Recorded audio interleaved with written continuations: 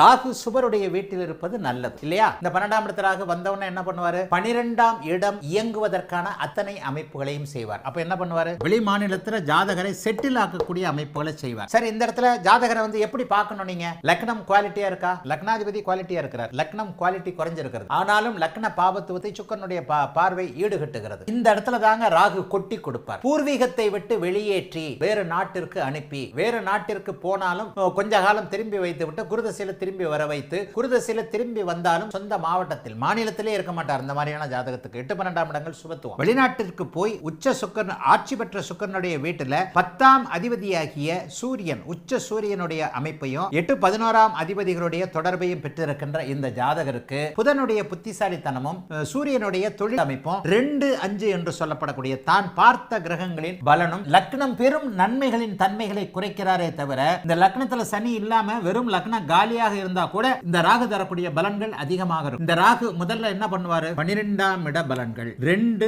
5 குரு, 10 சூரியன், 8, 11 புதன். இந்த குருவின் பார்வை, இந்த சூரிய புதனுடைய பார்வை எதுவுமே இல்லாத போது அம்சத்துல போய் அங்கே ராகு பாபருடைய வீட்டில் இருக்கிறாரா சுபருடைய வீட்டில் இருக்கிறாரன்றத ராகு கொடுக்கக்கூடிய நன்மை தீமைகளை அளவிடுவதற்கான அமைப்பாக நவாம்சம் என்கின்ற அந்த நட்சத்திர சார தூரத்தை அங்கேதான் நீங்க அளவெடுக்கணுமே தவிர நேரடியாக பலன்கள் செய்வதற்கு அங்கே நீங்க அளவெடுக்க கூடாது. இங்கதான் புரியாத ஜோதிடர்கள் தடுமாறுகிறார்கள்.